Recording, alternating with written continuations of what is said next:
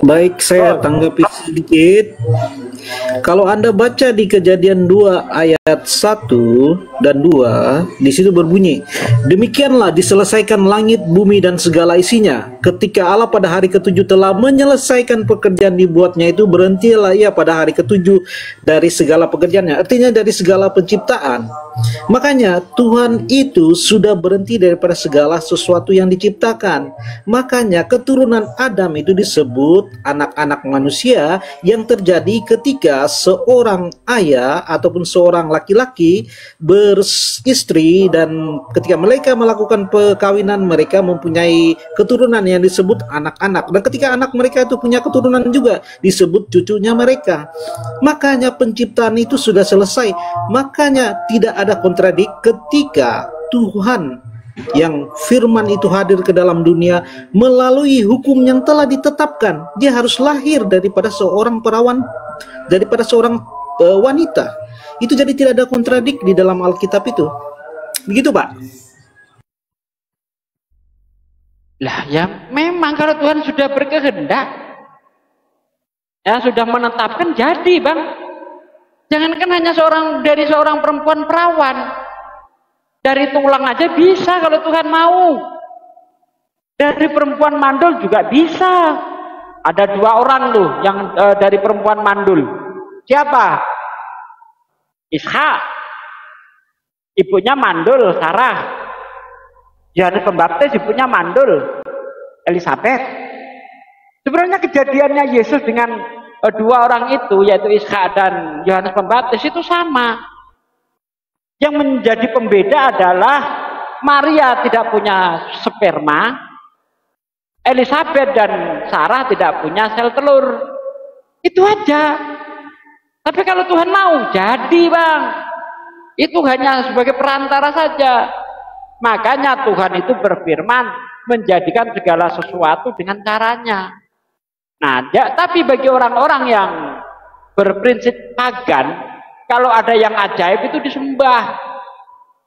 Ya, disembah dia. Ada sapi warnanya beda dengan sapi yang lain. Dijadikan Tuhan dia. Wah, ini titisan dewa. Ada orang misalnya punya ekor di belakang, disembah dia. Wah, ini titisan dewa. Ya kan? Di Solo itu ada kerbau putih itu. Kerbau itu biasanya hitam. Oh, dijadikan dewa dia. Disebut Kiai Slamet itu. Kalau berak di jalan tuh beraknya jadi keroyokan itu. Ada nggak orang keroyokan beraknya Yesus? Kan nggak ada. Kalau lebih hebat Kiai Slamet tuh Bang. Di Solo itu kalau berak di jalan tuh jadi keroyokan itu taiknya. Karena di dewa kan begitulah pagan. Pagan itu mengagumi keajaiban tapi melupakan ya sang yang mengizinkan terjadinya keajaiban itu. Termasuk Yesus itu melakukan keajaiban bukan atas kehendak dirinya sendiri, bukan, tapi atas izin Bapa. Makanya kalau Anda baca di Kisah Para Rasul 22 itu sangat jelas. Dengarlah hai orang Israel, yang aku maksudkan ialah Yesus Kristus, yang ditentukan oleh Allah untuk melakukan mukjizat-mukjizat dan tanda-tanda yang sangat dahsyat di tengah-tengah kamu, yang dilakukan oleh Allah melalui Dia. Jadi yang melakukan itu Tuhan itu sendiri melalui hambanya. Sama halnya seperti Musa misalnya. Apa Musa yang membelah laut? Bukan, Tuhan yang membelah laut melalui Musa. Tuhan yang menghidupkan orang mati melalui Yesus. Makanya ketika Yesus mau menghidupkan Lazarus itu, dia berdoa dulu itu. Yohanes 11 ayat 41-42 itu. Yesus menengadah ke atas dan berkata, ya Bapa, aku bersyukur kepadamu ya Bapa. Aku tahu Engkau selalu mendengarkan aku. Karena aku tahu Engkau selalu mendengarkan aku, supaya orang-orang yang berdiri di sini mengelilingi aku, supaya mereka tahu bahwa Engkau yang telah mengutus aku. Tuh, bahkan Yesus ketika membangkitkan Lazarus mengaku utusan. Yesus tidak pernah mengklaim dirinya adalah Tuhan, tidak pernah sama sekali. Begitu Pak. Oke, saya menjawab ya. Beberapa poin yang saya rasa itu kurang pemahaman Bible berjalan ya. Kita tahu bahwa proses penciptaan Hawa itu dari tulang rusuk itu terjadi di Taman Eden. Dan kalau Anda bisa membuktikan satu saja yang diciptakan menjadi manusia di dunia nyata ini, saya akan terjun ke atas langit sekarang juga. Kalau Anda bisa membuktikan. Itu yang pertama. Yang kedua, Yesus maksudnya gimana maksudnya? Yohanes 8 ayat 23, kamu berasal dari bawah, aku berasal dari atas. Kamu dari dunia ini, aku bukan dari dunia ini. Dan juga kita tahu di Filipus berkata kepada, tunjukkanlah siapakah itu Tuhan, siapakah Bapa, ya. Telah sekian lama aku bersamamu Filipus, tapi kamu tidak mengenal aku, karena dia adalah firman sang Bapa itu. Jadi ini satu tantangan untuk Bible berjalan. Kalau Anda bisa tunjukkan satu perempuan tercipta melalui tulang, bahagian mana aja manusia di dunia ini, melalui mana aja referensi, saya terjun ke atas langit sekarang juga. Baik. Ya nggak ada ya, cuma Hawa yang dijadikan dari tulang. Emangnya saya mengatakan ada orang yang diciptakan selain Hawa yang berasal dari tulang? Tidak, saya nggak mengatakan itu. Untuk apa Anda melakukan tantangan itu? Nah, kemudian mengenai pernyataan Yesus yang Anda bawa itu, aku berasal dari atas, kamu berasal dari bawah. Ini kesalahan Anda lah di sini. Anda memahami secara letterlek. Padahal Yesus tidak berbicara secara letterlek. Yesus itu berbicara dengan perumpamaan. Kalau Anda baca di dalam Yohanes 16 ayat 25, semuanya ini aku katakan kepadamu dengan perumpamaan. Cek kalau nggak percaya. Tetapi ada saatnya nanti aku akan berkata kepadamu secara terus terang. Jadi bahasa-bahasa Yesus yang secara kias itu Anda pahami secara secara harafiah. Ini celakanya Anda di sini. Padahal maksud Yesus apa? Ketika Yesus menjalankan perintah Tuhan, ya, itulah dia itu dikiaskan berasal dari atas. Karena nabi itu dari kata naba yang artinya dari yang maha tinggi. Itu nabi dari kata naba. Nah, orang-orang yang mengikuti ajaran Nabi tersebut juga mengikuti ajaran Yesus, dia juga berasal dari atas. Anda baca dalam Yohanes 17 ayat 14. Firman-Mu telah aku sampaikan kepada mereka, dan mereka menerimanya, tetapi dunia membencinya, karena mereka bukan dari dunia, sama seperti aku, bukan dari dunia. Tuh, Yesus menyamakan dengan muridnya tuh. Muridnya bukan dari dunia, Yesus bukan dari dunia. Sama seperti aku, kata Yesus. Bukan dari dunia. Nah ini kalau dipahami secara letterlek, berarti murid-murid Yesus juga sama seperti Yesus. Bukan dari dunia gitu. Yesus itu berbicara tentang ajaran. Kenapa Anda pahami secara harafiah? Ini nggak nyambungnya Anda di situ. Aku berasal dari atas, maksudnya ajaran yang dia bawa itulah yang berasal dari atas. Bukan Yesus secara pribadi yang berasal dari atas. Bukan seperti itu. Kita semua tahu Yesus itu dari mamanya. Tanpa ada mamanya nggak ada Yesus. Begitu, Bos. Oke, saya tanggapi juga ya. Kalau di Yohanes 1 ayat 1 Anda kurang menerima, saya bisa membuktikan langsung bahwa Yesus Kristus itu ada Tuhan dari perkataannya langsung. Anda bisa baca di Matius 28 ayat 18, kepadaku telah diberikan segala kuasa surga dan juga bumi. Dan Anda juga pasti akan mengakui bahwa penguasa surga itu pasti Tuhan. Tidak ada ambiguo di situ, terang benderang. Bahkan Anda bisa lihat tembus ke cakrawala jika Anda membaca itu, bahwa Yesus adalah Tuhan. Dah. Iblis juga diberi kuasa. Anda baca di dalam Lukas 4 ayat 6. Segala kuasa serta kemuliaannya telah diberikan kepadaku. Dan aku berkuasa memberikan kepada siapa yang kukehendaki. Iblis Tuhan, karena diberi kuasa. Tuhan itu otoritas tertinggi. Nggak ada kekuasaannya diberi. Kalau dia masih diberi, dia bukan Tuhan. Tuhan itu otoritas tertinggi, kekuasaannya berasal dari dirinya sendiri. Yesus kekuasaannya masih diberi, sama seperti iblis juga diberi segala kuasa, ya, baik yang di surga maupun di bumi telah diberikan kepadaku. Ya bukan Tuhan, dia berarti duta. Nah, apakah Yesus berkuasa di surga? Enggak. Yesus berkuasa di bumi. Kapan? Kapan Yesus berkuasa di surga? Anda baca dalam Matius 21 ayat 21 sampai ayat 23. Ketika ibu Zebedius datang kepada Yesus dan meminta, kelak di surga, letakkanlah anakku ini di sebelah kananmu dan di sebelah kirimu. Apa kata Yesus?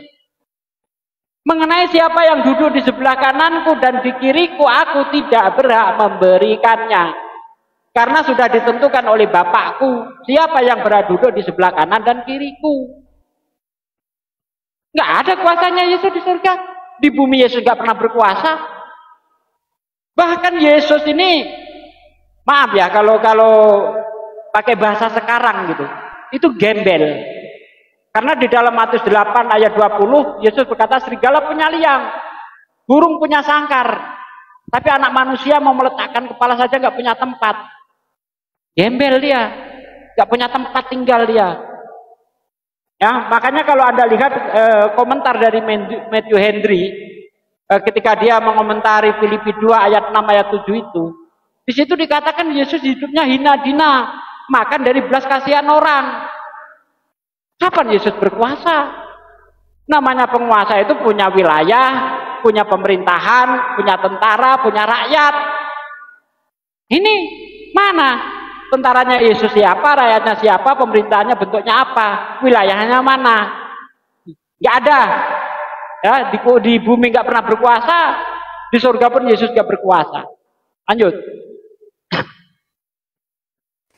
Oke, jadi tidak bisa dibantah bahwa penguasa surga sekarang adalah Tuhan Yesus Kristus. Kalau masalah diberikan, itu adalah kedaulatan Tuhan yang tidak bisa dicampur tangan oleh manusia. Karena otoritas tinggi di surga telah diaktualisasikan melalui kebangkitan dan misi penebusannya. Jadi menunjukkan kemenangan Yesus atas maut dan dosa serta hak untuk menghakimi dan memimpin umat manusia. Dan tapi tetap aja kita tidak bisa membantah bahwa sekarang penguasa surga itu adalah Tuhan Yesus. Jadi dia adalah Tuhan. Dan di mana kerajaannya? Tentu saja kerajaannya seluruh dunia. Karena Anda tahu bahwa Kristen berkembang di seluruh pelosok dunia. Bahkan kita bisa lihat seperti negara Argentina itu mayoritasnya adalah Kristen Katolik. So kerajaannya itu sudah ada. Bahkan raja-raja seperti Raja Spanyol itu tunduk kepada Yesus Kristus. Jadi kalau Anda mengatakan kerajaannya di mana, tentu saja kerajaannya di dunia ada. Yaitu tadi umat-umat Kristen. Begitu Pak. Baik, Anda tadi mengatakan nggak bisa bantah. Matius 7 sudah Matius 21 sudah saya tunjukin.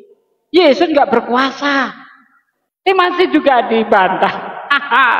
Anda baca dalam 1 Korintus 15 ayat 26 dari ayat sore. 24 sampai ayat 27 itu jelas sekali itu. Nanti ya, di situ ada sertijab. Ya, ada sertijab, serah terima jabatan. Jadi Yesus nanti itu akan menyerahkan jabatannya kembali. Baca 1 Korintus 15 dari ayat 24 sampai ayat 27. Kau baca? Ya. Di situ ada sertijab itu. Jadi Yesus itu hanya mandat saja. Anda mengatakan di seluruh dunia yang namanya raja, Bos, itu punya aturan, punya undang-undang. Negara Kristen mana yang pakai undang-undang Kristen? Coba.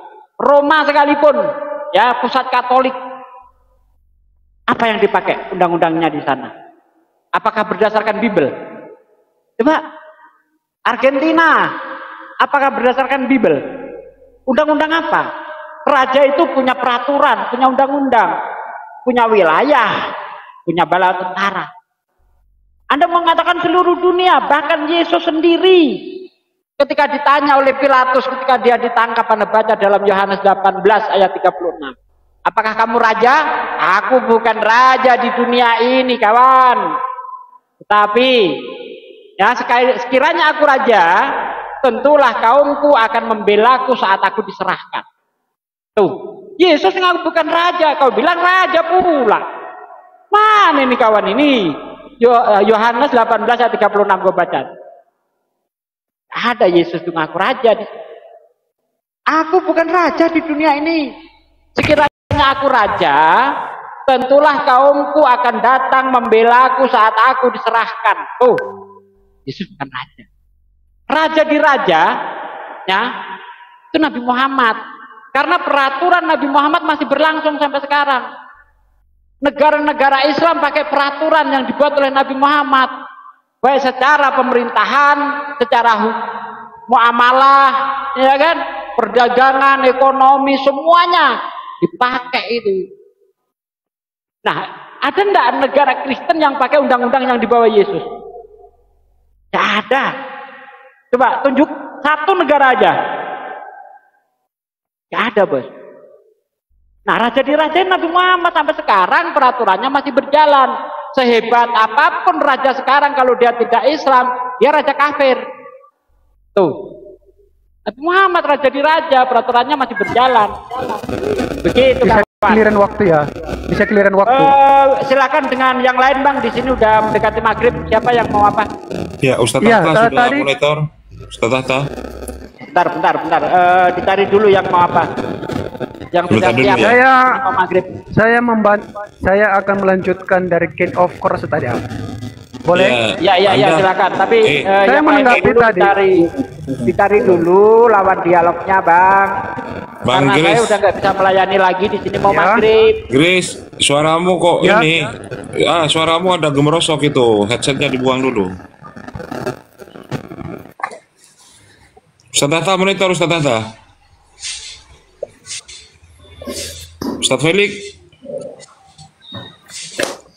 Ustadz Felix. Waduh. Berisik Bang Gris. Berisik. Ustadz Hatta monitor, Ustadz Hatta. Ustadz Hatta. Ustadz Hatta. Coba diperbaiki dulu, Grace. Perangkatnya diperbaiki dulu, Grace. Gemeresak, Grace. Tapi saya. Ustadz Hatta monitor. Masih doubling, Grace. Kan masih sedikit saja. Kan nggak apa-apa. Hei, Boleh saya menanggapi ya? Bentar dulu, narasumber Islam Ustadz Felix, monitor Ustadz Felix. Ustadz Hatta.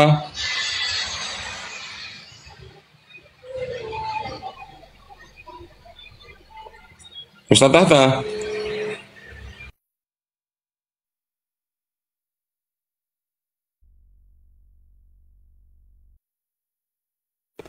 Boleh kita. Aduh, gemerosok.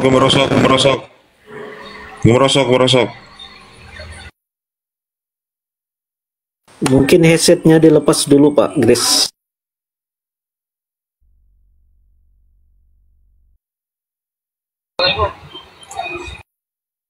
Sebab ya.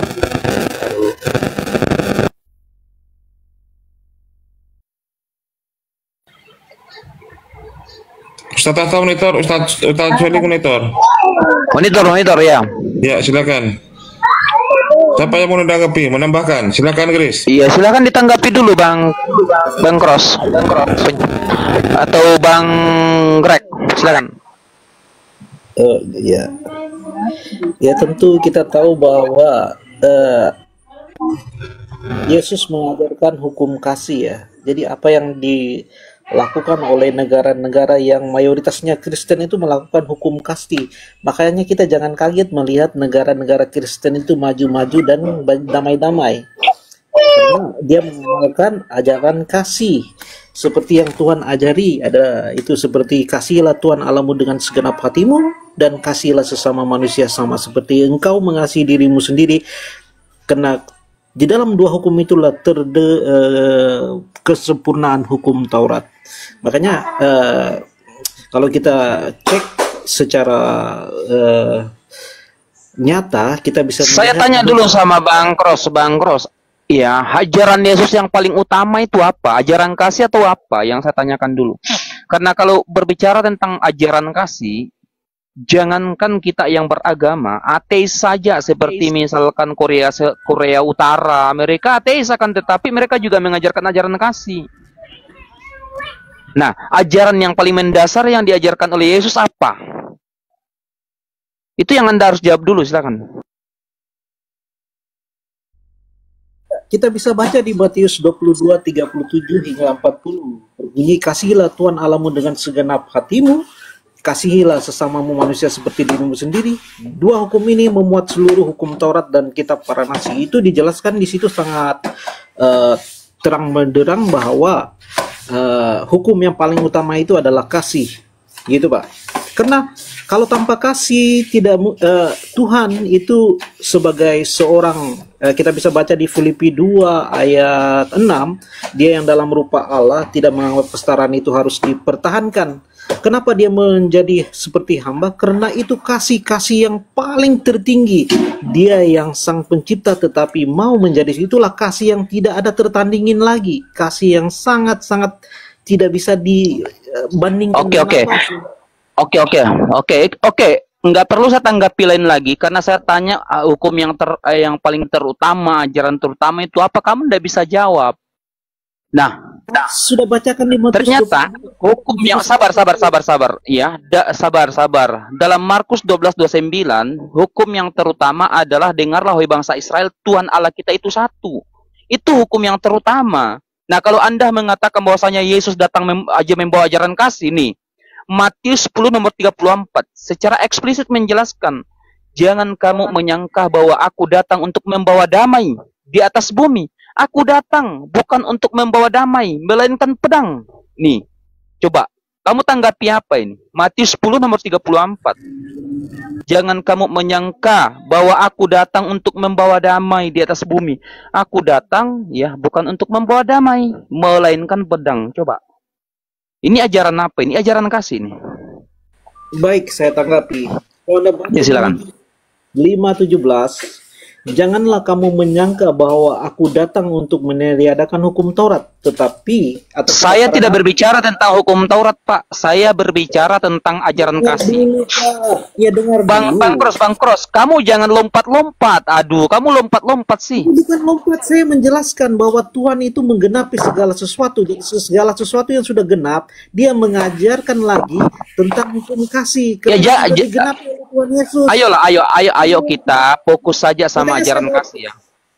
Saya bawa dalil.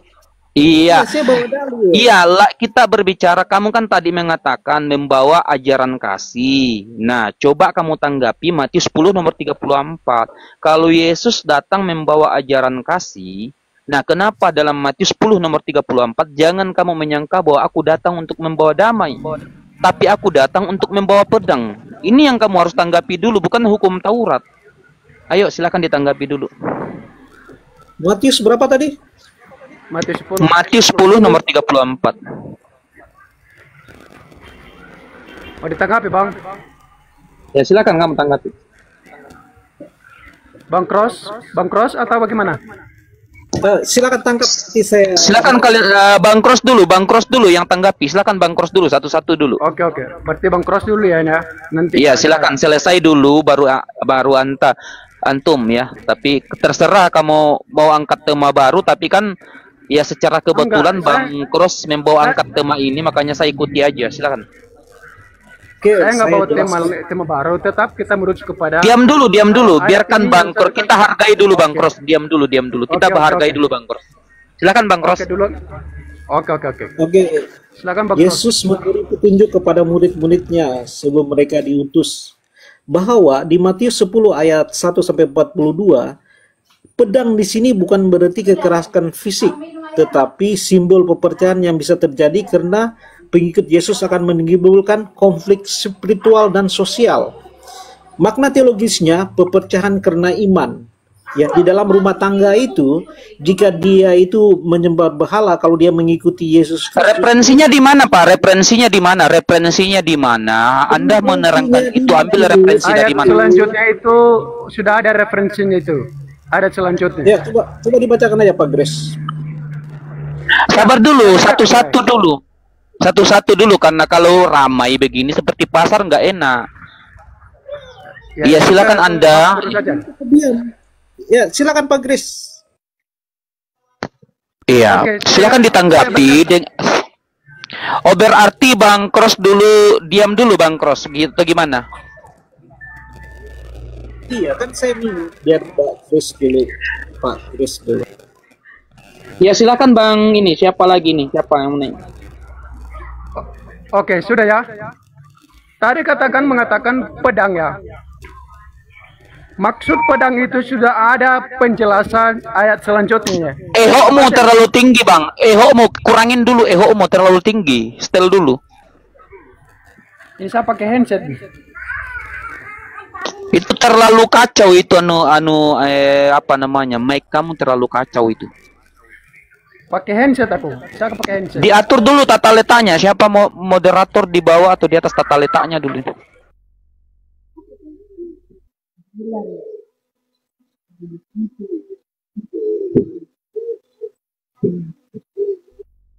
Bagaimana ini kita lanjutkan? Silakan Anda tanggapi tentang ya Matius 10 nomor 34 tadi, aku datang bukan untuk membawa damai. Tadi kan Bang Cross mengatakan bahwasanya ajaran Yesus itu yang pertama adalah ajaran kasih. Nah, saya kasih referensi dalam Markus 12:9, hukum yang terutama yang diajarkan oleh Yesus adalah menyembah Tuhan yang satu. Tapi dia paksakan ya tentang masalah ajaran kasih. Makanya saya bawa ya Matius 10 nomor 34. Janganlah kamu menyangka bahwa aku datang membawa damai, melainkan membawa pedang. Itu yang kalian tanggapi dulu. Tentang ayat itu, apakah itu ajaran kasih? Silahkan. Pedang yang dimaksudkan di situ adalah pemisahan. Ya, pemisahan di mana orang-orang menyembah lebih mengasihi daripada Tuhan. Ya, itu ayat selanjutnya itu. Ayat 37. Barang siapa mengasihi bapa atau ibunya lebih daripada aku, ia tidak layak bagiku. Itu maksud kata pedang. Tidak? Iya.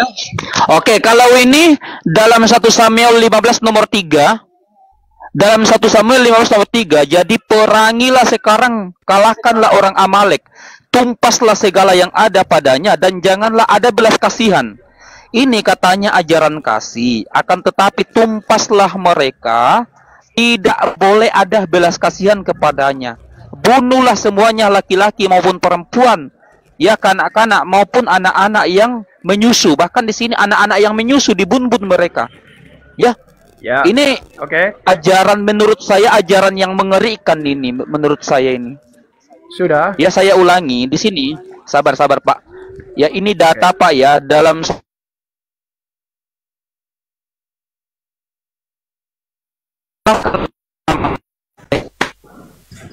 Nggak bagus jaringannya, nggak bagus jaringan.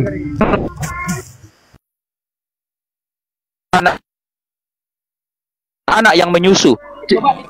Coba ditanggapi dulu nih ajaran kasih ini seperti apa ini? Ya, kamu mengutip 1 Samuel 15 ketika itu di bawah hukum Taurat lah. Aduh, gimana suara apa itu? Kalau boleh di mute lah. Oke, silakan ditanggapi dulu itu. Silakan ditanggapi, tapi pakai referensi Pak, jangan pakai narasi liar Pak ya. Jangan Anda menafsirkan ayat Anda sendiri, silakan. Oke. Itu yang kamu kutip itu di bawah hukum Taurat ya. Itu perjanjian lama itu memakai hukum Taurat. Itu masih ada, itu masih lebih itu. Gigi ganti gigi. Ya itu sebelum ya kedatangan Mesias. Saya tidak bertanya tentang gigi saya tidak bertanya tentang gigi ganti gigi Pak. Saya bertanya tentang itu tadi, tentang ajaran kasih seperti tadi. Bunuhlah mereka, anak-anak maupun perempuan, bahkan anak yang menyusu kan dibunuh semuanya. Silakan Anda tanggapi deh. Iya, ajaran kasih di situ memang di itu masa perjanjian lama itu masa ya, belum kedatangan Mesias ya, itu ajaran itu masih di bawah hukum Taurat. Oke? Nah, itu akan nanti dikenapi di dalam perjanjian baru itu ajaran kasih. Nah, itu harus dibedakan dulu ya. Itu masih di bawah hukum Taurat. Ya, makanya saya pakai tadi itu gigi ganti gigi. Ya, itu sebenarnya itu sama yang kamu katakan itu. Di mana ajaran kasih itu kalau memang itu ada. Aduh, saya tidak menerima begini Pak. Saya tidak menerima penjelasan yang sifatnya narasi liar, Pak. Saya tidak menerima narasi liar, Pak. Kita di sini diskusi, Pak, pakai referensi, Pak. Kalau Anda menafsirkan ayat Anda sendiri, kan saya tidak terima. Saya hanya mau diskusi dengan orang yang membawa data, Pak. Lalu kamu katakan PLI itu sudah ada Yesus. Nah, coba kamu baca, Pak. Ini siapa yang tidak menjalankan hukum Taurat ini, ya. Dalam Matius 5 nomor 20, di situ dikatakan, ya, maka aku berkata kepadamu, sesungguhnya kamu tidak akan memasuki kerajaan surga jika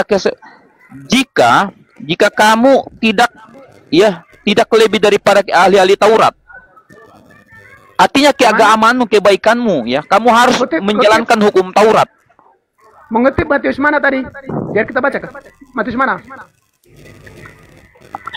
Pertama, dalam 1 Samuel 15 tadi tentang ajaran membun-bun anak-anak dan laki-laki dan perempuan, itu kamu harus jawab dengan menggunakan referensi. Matius berapa tadi yang kamu kutip tuh? Yang baru kamu ngomong. Oke, Matius 5 nomor 19. Oke. Matius 5 nomor 19. Anda harus pakai data, Pak. Ya, nanti kita klarifikasi dulu. Apakah Yesus itu sudah ada dalam perjanjian lama atau bagaimana? Itu kan belum ada kedatangan Mesias di situ. Ya. Makanya saya bantah Anda itu jangan. Berarti Anda tidak menggunakan hukum Taurat. Berarti Anda tidak menjalankan hukum Taurat. Hukum Taurat itu dikenapi dalam ajaran. Kamu kan mengatakan itu hukum Taurat. Berarti kamu tidak menjalankan hukum Taurat. Kamu tidak menjalankan hukum Taurat. Hukum Taurat itu hanya sebagian, tetapi digenapi di dalam Yesus Kristus. Hukum Taurat itu bukan sebuah untuk menyelamatkan kita. Tidak, itu tidak mencukupi. Tetapi digenapi di dalam. Oke, makanya kamu. Sekarang kita buka tadi Matius 5 tadi itu, kita baca dulu. Ayat 11. Oke, saya terangkan ya.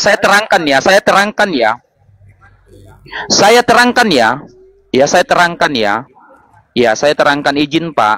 Ya, Anda tidak mengikuti hukum Taurat. Saya tanya dulu, apakah Anda mengikuti hukum Taurat atau tidak? Mengikuti hukum Taurat, tetapi itu tidak cukup. Ya, tidak cukup mengikuti hukum Taurat, tetapi dikenapi di dalam kasih itu. Paham? Sudah?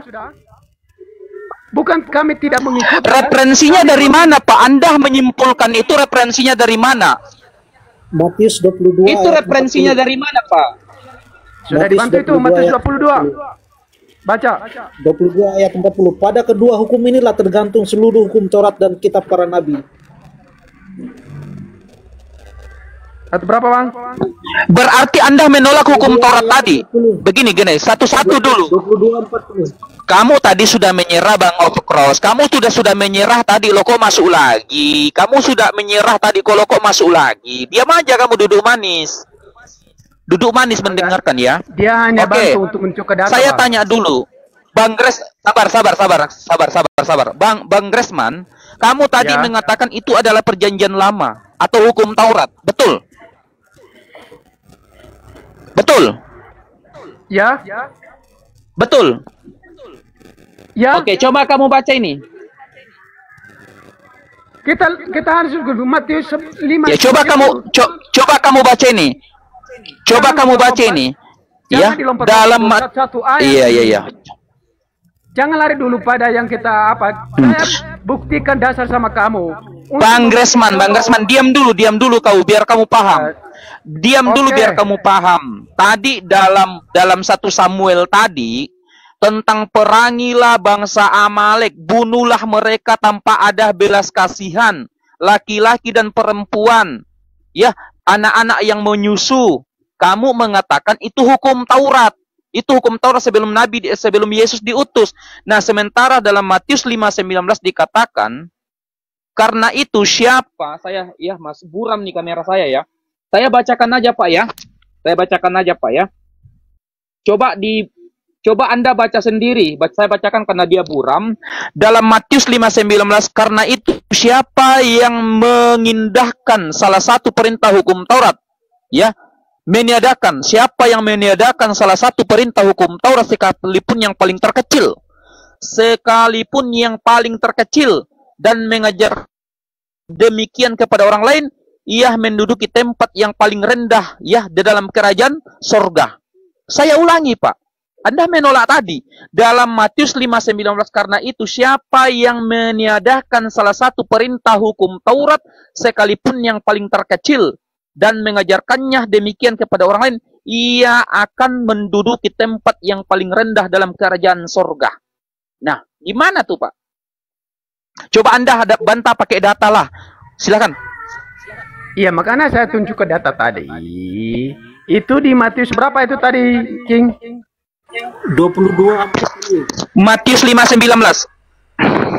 Iya, saya sudah tahu. Saya pakai bantah dengan ayat. Ya, Matius Matius. 22. Iya, silakan dibantah dengan. Iya, ini keliran ngomong loh. Saya keliran ngomong. 22 ayat berapa? 40. Ayat 40. Sebentar ya. Mana ini?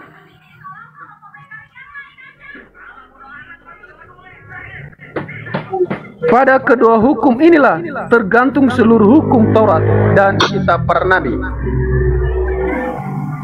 Yaitu itu terjawab di ayat Hukum apa itu? yang tergantung di Hukum apa itu yang bergantung seluruh? ayat 37. Hukum apa itu? Lihat ayat 37 nah loh. Dari kan ayat 40, kita mundur ke belakang ayat 37. Jawab Yesus kepadanya, kasihlah Tuhan Allahmu dengan segenap hatimu dan dengan segenap jiwamu dan dengan segenap akal budimu. Itulah yang menggenapi seluruh isi seluruh hukum Taurat. Kami tidak meniadakan seluruh kitab Taurat, hukum Taurat. Tetapi digenapi di dalam hukum ini, yaitu kasihlah Tuhan Allahmu dengan segenap hati dan dengan segenap jiwamu dan dengan segenap akal budimu. Itulah. Oke, boleh saya tanggapi Pak? Boleh saya tanggapi? Boleh. Oke. Berarti Tuhan kalian pelin-pelan ya? Tuhan kalian, hukum kalian pelin-pelan. Di suatu sisi, dalam satu oke, diam dulu lah, santai aja. Iya, pelin-pelannya di mana Pak? Dalam 1 Samuel 15 nomor 3 di situ dikatakan perangilah, bunuhlah mereka, anak-anak perempuan yang menyusu, bunuhlah semuanya mereka.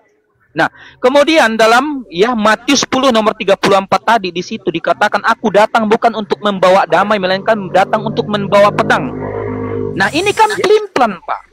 Di suatu sisi datang membawa pedang, di suatu sisi mereka sabar dulu Pak. Di suatu sisi datang tidak membawa damai, kemudian bunuhlah mereka laki-laki dan perempuan, bahkan anak-anak yang menyusu. Di suatu sisi kasihilah. Berarti pelin-pelan dong ajaran kalian. Gimana nih? Sudah selesai ngomong. Saya kelirin waktu ya.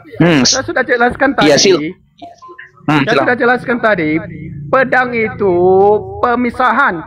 Ya, pemisahan kepada orang-orang yang lebih mencintai dirinya daripada Allah. Itu kata-kata arti kata pedang. Ya, jangan bukan pedang seperti yang dijual-jual itu. Bukan itu. Tetapi sudah dijelaskan Yesus, maksud kata pedang itu adalah pemisahan. Ya. Kalau dikatakan tadi pelin-pelan itu di mana? Ya, itu kalau kamu mengutip tadi pedang itu kamu kaitkan dengan di PL itu, Yesus belum ada di situ, Bos. Ya, jangan kamu kaitkan dengan 1 Samuel 15:3, belum ada Yesus waktu itu. Ya, jangan dikaitkan. Nggak bisa kamu paksakan. Nah itu ya. Sudah? Oke, berarti ajaran-ajaran sebelum Yesus itu Anda tolak. Bukan ditolak, bukan ditolak. Itu masalah. Loh. Maksudnya gimana ini? Maksudnya gimana ini? Anda mengatakan bahwasanya ajaran itu sebelum Yesus diutus, sebelum Yesus datang. Saya tanya, Ya. berarti Anda menolak ajaran sebelum Yesus. Siapa yang nolak? Berarti Anda menolak ajaran sebelum Yesus. Bukan menolak. Anda kan menerima. mengatakan ayat itu turun. Menerima. Tetapi itu kan Anda mengatakan tadi, itu kan sebelum Yesus ada. Loh kok bagaimana? Pelin-pelan sih. Ajarannya pelin-pelan, orang yang mengikutinya pelin-pelan. Gimana ini? Tadi siapa yang menolak? Gak ada kami menolak itu. Ya. Kitab Taurat, hukum Taurat itu digenapi. Sebentar, saya ngomong. Kamu ngomong tadi. Digenapi maksudnya apa sih? Digenapi apa maksudnya, Pi? Digenapi apa maksudnya? Maksudnya digenapi, maksudnya yang kutanya. Yang kamu Iya, tanyakan maksudnya digenapi itu seperti apa? Digenapi itu seperti apa maksudnya, definisi? Ya, dengar saya mau jelaskan. Digenapi itu. Definisi digenapi itu seperti apa? Definisi kamu apa? Saya mau jelaskan, ini kamu potong. Definisi menggenapi itu apa?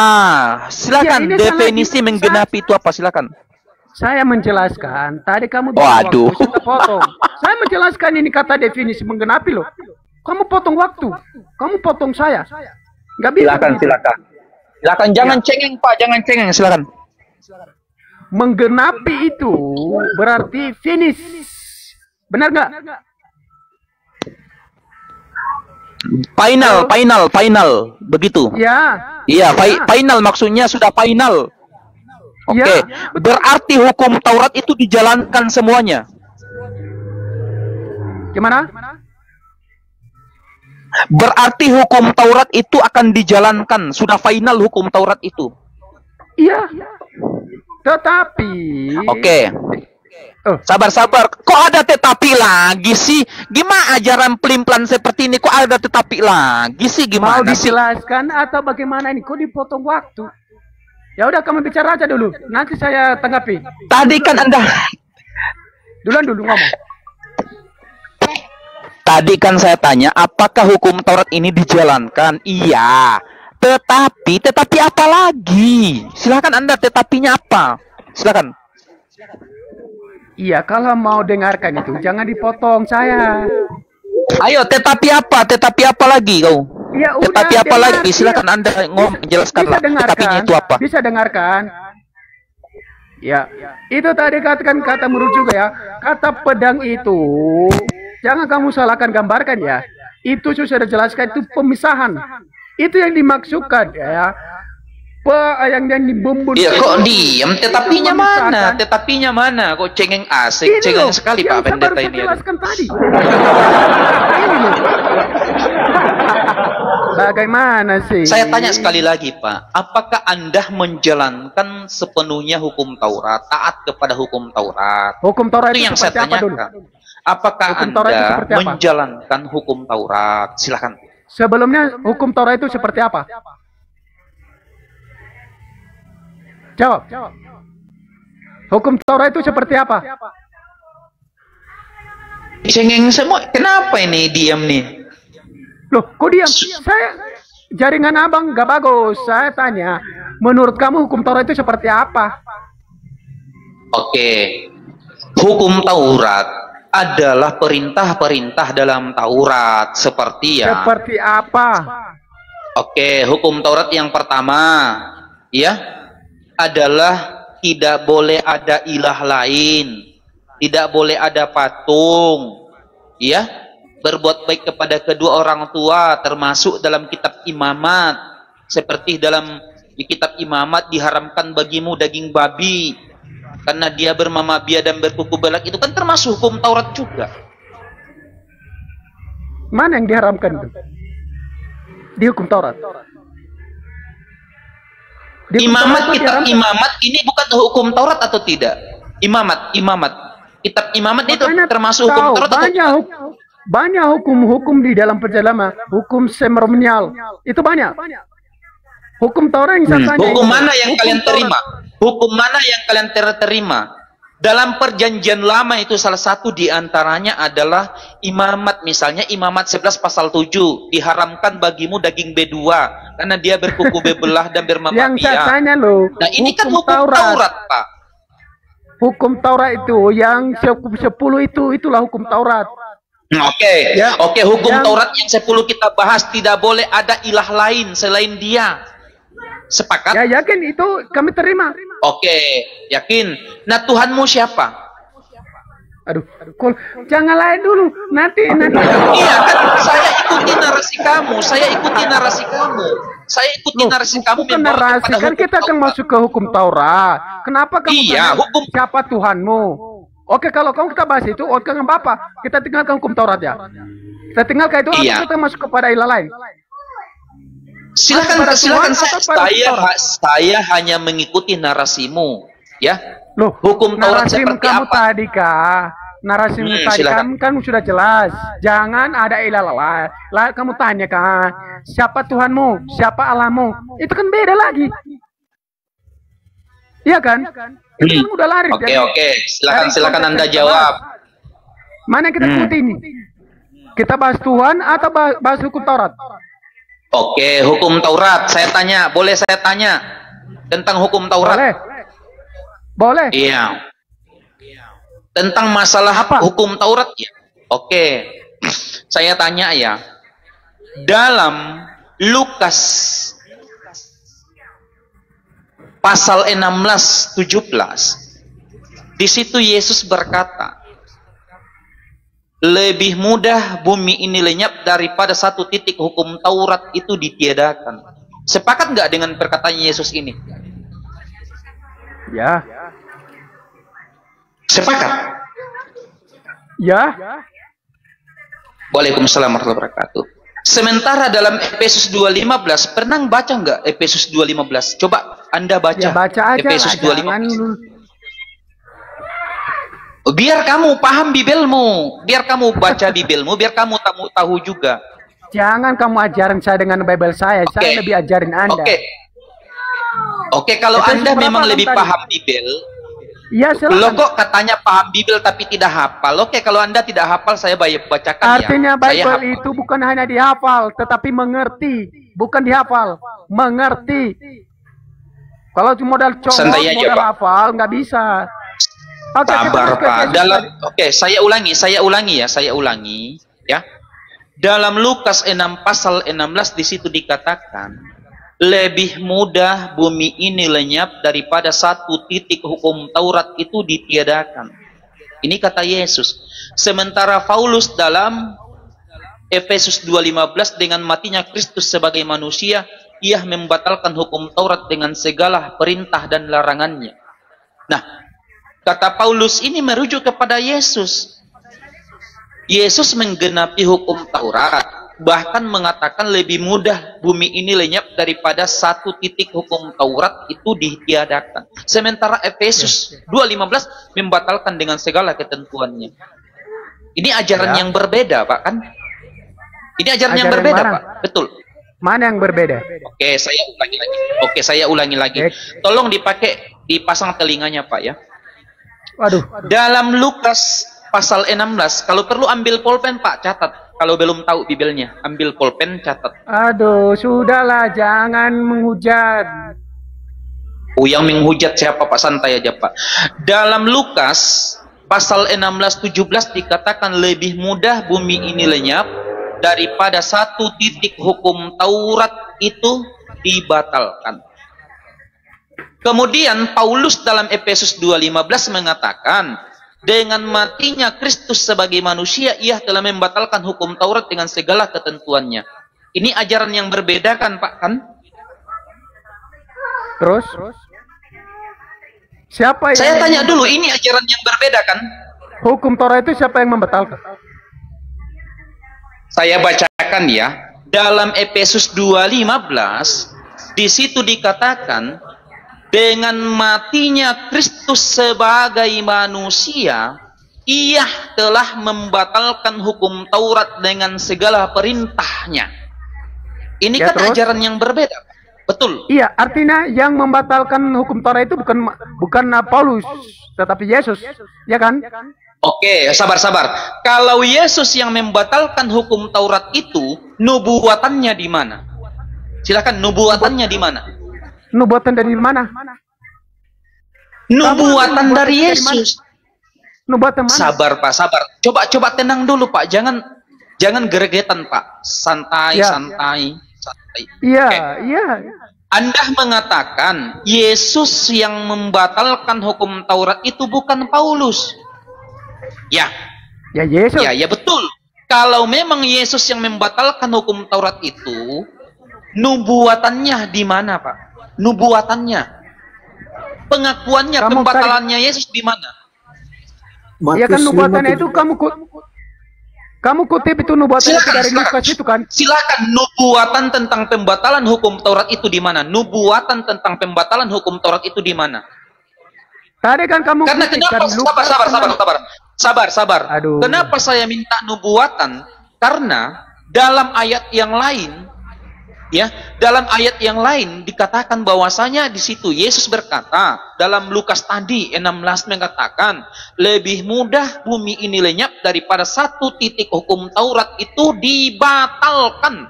Nah, Anda mengatakan Yesus yang membatalkan hukum Taurat itu sebagaimana Efesus 2:15. Nubuatannya di mana? Pembatalannya di mana datanya? Silahkan. Oke, kita jangan potong waktu ya. Saya jelaskan. Lukas 16 ayat 17 tadi ya. Lebih mudah langit dan bumi lenyap. Ya maksudnya kan lebih mudah langit dan bumi itu lenyap daripada satu titik dari hukum Taurat itu batal. Hukum Taurat itu batal. Oke, kamu ambil tadi dari Efesus itu. Yang membatalkan adalah Yesus. Benar gak? Benar. Oke. Sebentar. Oke, sabar Pak. Ya, silakan. Belum kutanggapi. Ya, di sini kan dikatakan lebih mudah langit dan bumi itu lenyap. Bukan Yesus dikatakan di situ. Yang mudah dilenyapkan itu bukan hukum Taurat, tetapi yang memberi hukum Taurat itu siapa? Dan yang membatalkan itu siapa? Siapa yang memberi hukum Taurat itu? Saya tanya. Siapa yang memberi hukum Taurat itu? Pak, coba gini, Pak. Pertanyaan saya, Pak. Nubuatan tentang pembatalan hukum Taurat itu di mana? Nubuatan tentang pembatalan hukum Taurat itu di mana? Enggak ada nubuatan. Nubuatannya di mana? Enggak ada nubuatan. Oh, berarti tidak ada nubuatan. Berarti yang membatalkan hukum Taurat itu adalah Paulus. Kalau tidak ada nubuatan tentang pembatalan hukum Taurat itu dari Yesus, berarti bukan Yesus yang membatalkan hukum Taurat. Makanya, Bang, Paulus yang membatalkan hukum Taurat. Paulus. Kamu harus mengerti maksud Paulus itu. Dengarkan, hukum Taurat itu bukan sebuah jaminan untuk bisa masuk surga. Oke? Itulah maksudnya yang dimaksud. Oke, saya langsung tanggapi, Pak. Anda mengatakan bahwasanya bukan hukum Taurat yang menjamin masuk surga. Akan tetapi dalam Matius 5:19 dikatakan, barang siapa yang meninggalkan hukum Taurat dan mengajarkan satu titik yang paling terkecil saja, maka ya dia akan menempati kerajaan surga yang tempat yang paling kecil. Saya bacakan. Ya, oke. Sekarang kan dia duduk di tempat yang paling kecil, bukan berarti tidak selamat. Paham? Di situ dia duduk di tempat. Anda nubuatan dulu. Berarti masuk neraka, Pak. Berarti masuk neraka, Pak. Matius tadi kamu mengatakan tadi bahwa hukum itu dia akan menduduki yang paling bawah, bukan berarti dia tidak terselamatkan. Ada di situ dia tidak diselamatkan. Hei. Oke, saya bacakan Pak ya, biar lebih jelasnya Pak ya. Jangan Oke, silakan bacakan Matius itu. Oke, saya bacakan. Ya.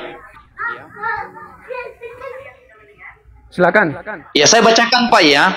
Karena Ya, baca. itu siapa yang meniadakan dalam Matius 5 nomor 19, Ya, siapa baca. yang meniadakan salah satu, saya sudah baca Pak, tuh baca kejam-kejam. Iya, baca. Santai Lanjut. aja Pak, jangan kejam. Lanjut. Aduh Bapak ini jangan gitu dong Pak, jangan marah. Kita di sini diskusi bukan marah-marah Pak. Aduh, Enggak marah. Lanjut saja. jangan marah dong Pak. Kita Atau saya bacakan? saudara sebangsa dan setanah air. Saya yang baca. Atau saya baca? Bapak sudah tua. Biar saya yang bacakan. Karena itu Oke. siapa yang meniadakan salah satu perintah hukum Taurat, sekalipun yang paling kecil, dan mengajarkannya demikian kepada orang lain, ia akan menduduki tempat yang paling rendah dalam kerajaan surga. Ya, Gimana? paham? Terus itu Tempat dia duduk di yang mana? paling rendah. Ya, saya selanjutkan Oke. ya. Tetapi siapa yang melakukan dan mengajarkan segala perintah hukum Taurat, ia menduduki tempat yang tertinggi dalam kerajaan sorga. Anda tadi mengatakan bahwasanya bukan hukum Taurat yang menyelamatkan, bukan hukum Taurat yang membuat orang kekal di sorga. Nah, sementara di sini dikatakan, tetapi siapa yang melakukan dan mengajarkan segala perintah-perintah hukum Taurat, ia akan menduduki tempat yang paling tinggi dalam kerajaan surga. Jelaskan. Sudah. Berarti Anda harus ikut sama hukum Taurat. Sudah. Saya kembali kepada itu tadi tentang sabar Pak ya. Saya kembali menanyakan kepada Bapak tentang nubuatan pembatalan hukum Taurat itu. Kita nggak usah Pak lari Deh, pada Ustaz Tatang, Matius 5 itu dulu. Bang Handi, udah monitor? Ustaz Tata monitor itu, Ustaz Tata, YouTube. Ustaz Tata, silakan. Ustaz Tata, silakan. Kita langsung kembali Ini ke Matius tadi. khawatir nanti Bang Gresman marahi saya. Oh, silakan, ganti dulu. Saya Belum tapi Ustaz Tata sama dengan saya. Sekarang Adan Isya. Lanjut dulu. Oh, Ustaz iya, Tata. iya. Bentar lagi Ustaz Tata. YouTube dia. Oke, silakan. Oke, silakan Kang Dito. Izin dulu Bang Gres ya, kalau ada salah Bang Gres, minta maaf ya Bang Gres ya, Bang King ya. Siap? Bang Gres? Ya silakan. Maksudnya apa dulu? Maksudnya apa? Iya, lanjut sama Kang Dito karena saya ingin rehat dulu. Oke? Kalau ada salah minta maaf ya Pak Gres ya. Jangan marah-marah ya. Enggak marah kok. Siap. Enggak. Oke. Lanjut dengan Bang Das saya Kang Dito. Ya, baik. Bismillahirrahmanirrahim. Pak Grace, Lanjut. mau dilanjutkan tentang pembatalan hukum Taurat oleh Paulus? Boleh. Kita lanjutkan. Kita kan siapa tadi si mana ini? Udah. Ya, Ustaz Felix tadi ya. Lagi di bawah. Iya. Oke. Oke, kan dia mengutip. Saya akan betulkan dulu ya. Matius 5 itu dikutip dari ayat 19. Lihat ayat sebelumnya ya. Itu konteks itu pasal 5 itu khotbah di bukit ucapan bahagia. Di situ beriman kepada Yesus. Tetapi mereka sudah percaya kepada Yesus, makanya dia katakan itu berbahagia, berbahagia, berbahagia. Konteks itu bahwa orang-orang percaya. Tetapi bukan berarti mereka itu harus meninggalkan hukum Taurat. Tidak. Tetapi kalau mereka meninggalkan itu, mereka akan diduduki di bawah tempat yang kecil. Oke? Saya kurang tahu siapa namanya tadi ini. Oke, bukan siapa Kang Dito. Lanjut. Iya. Baik. Kalau pengajaran Yesus tentang hukum Taurat di nomor 18-nya adalah masa berlaku ya, sampai langit dan bumi itu lenyap ya. Itu masa berlakunya, betul Pak? Oke. Lalu hukum Taurat ini untuk hanya Bani Israel atau untuk seluruh dunia? Memang di perjanjian lama itu hanya terkhusus kepada Bani Israel. Oke. Datangnya Paulus kepada Bani Israel atau non-Yahudi atau Yahudi, Pak? Paulus Hmm. datangnya itu kepada orang-orang percaya, orang-orang yang sudah berdosa lalu dia mengencili dan dia untuk mempercayakan orang-orang yang berdosa itu. Untuk orang Yahudi atau non Yahudi, Pak? Itu pertanyaan saya. Paulus itu dia adalah orang non Yahudi. Untuk non Yahudi. Kalau Paulusnya orang Israel katanya kan, orang Yahudi kan. Filipi pasal 3 nomor 5. Aku dari keturunan Binyamin, asli Ibrani. Betul, Pak? Silakan. Oke. Kalau dilanjutkan tentang bagaimana Paulus menerangkan bahwa kekecewaannya awalnya dia sebagai seorang yang mengikuti hukum Taurat tanpa cacat celah, kemudian dia curhat di situ di nomor 6, nomor 7 dan nomor 8. Di Filipi. Filipi pasal 3 nomor 5 sampai nomor 8, Pak. Sebentar ya, Filipi pasal 3. Ayat berapa? 5 sampai 9, 5 sampai 8 boleh. Oke. Terus? Itu ada suara bocor, itu TV-nya mungkin dimatiin, Pak. Lanjut biar kumit aja. Iya. Kalau ini boleh saya tampilkan karena materi ini sudah berjalan minggu-minggu ini ya.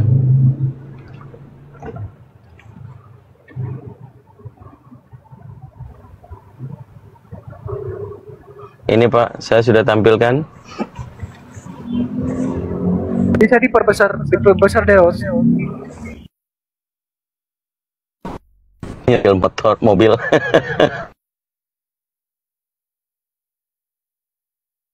Kan bermobil ya? Iya, dalam perjalanan. Tapi nggak apa-apa. Bisa dilihat di situ. Agak kecil kali. Saya baca di Sapaka Alkitab sendiri. Iya, silakan. Dari nomor 5 yang saya tampilkan nomor 6, nomor 7, nomor 8. Bagaimana Paulus? Nomor 6, dari nomor 7, nomor 8. Maksudnya saya baca begitu. Iya, silakan. Oke. Tentang kegiatan aku penganiaya jemaat, tentang kebenaran dan dalam mentaati hukum Taurat aku tidak bercacat. Tetapi apa yang dahulu merupakan keuntungan bagiku sekarang kuanggap rugi karena Kristus. Malahan segala sesuatu kuanggap rugi karena pengenalan akan Kristus Yesus, Tuhanku, lebih mulia daripada semuanya. Oleh karena dialah aku telah melepaskan semuanya itu dan menganggapnya sampah supaya aku memperoleh Kristus. Ya jelas, karena Kristus itu sang menggenapi hukum Taurat. Berarti hukum Taurat ditiadakan lagi, tidak berguna lagi, dianggap apa? Karena sudah ada Kristus. Ya, dianggap apa, Pak? Menurut Paulus sampah bagi Paulus karena sudah ada penggenapan hukum Taurat itu. Itu maksud Paulus, jangan ke penggenapan dulu, Pak. Ini saya tunjukkan dalil ini bahwa Paulus itu menganggap hukum Taurat itu sudah jadi sampah bagi dia, betul? Ya, sampah bagi dia karena dia sudah mengenal Kristus Yesus. Itu kan sang penggenapan.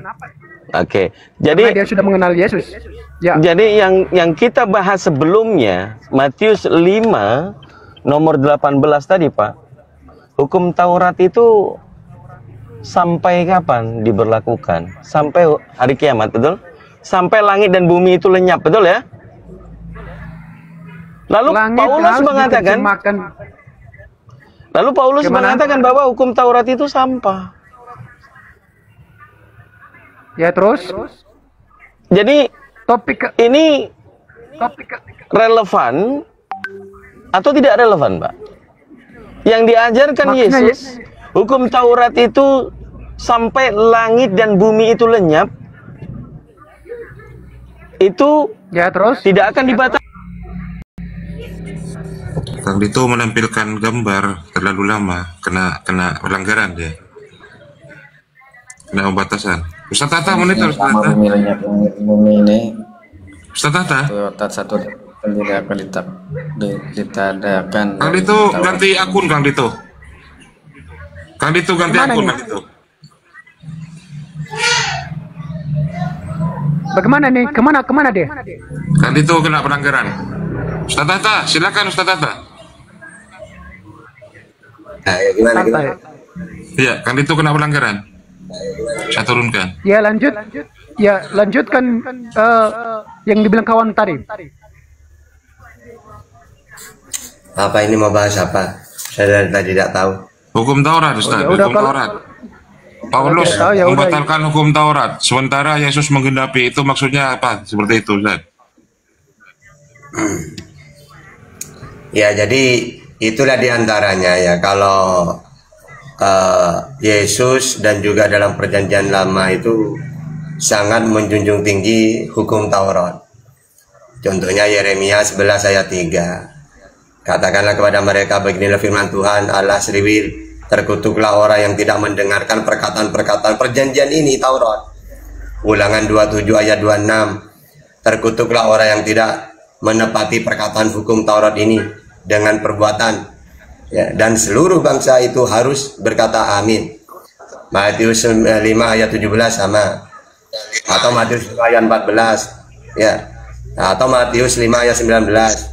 Nah, kalau Paulus beda kebalikannya. Ya, sebab dengan matinya sebagai manusia ia telah membatalkan hukum Taurat. Efesus 2 ayat 15. Atau Galatia 2 ayat 16, kamu tahu bahwa tidak seorang pun yang dibenarkan oleh karena melakukan hukum Taurat. Ya.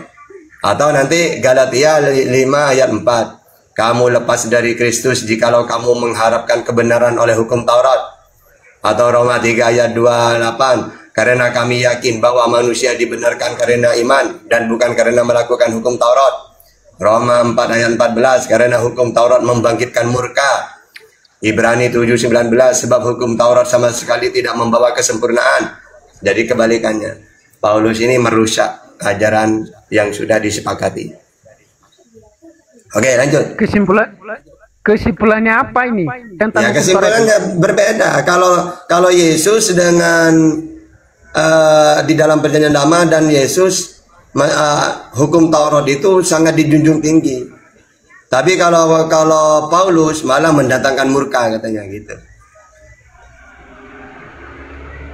Paulus tidak menyediakannya, tetapi hukum Taurat itu, dia anggap itu hukum Taurat itu bukan satu-satunya menjadi panutan. Paham ya? Tidak membatalkan di mana datanya? Dasarnya ya. Oke. Kalau kita baca kitab Roma itu, surat Roma. Saya buka aja ya.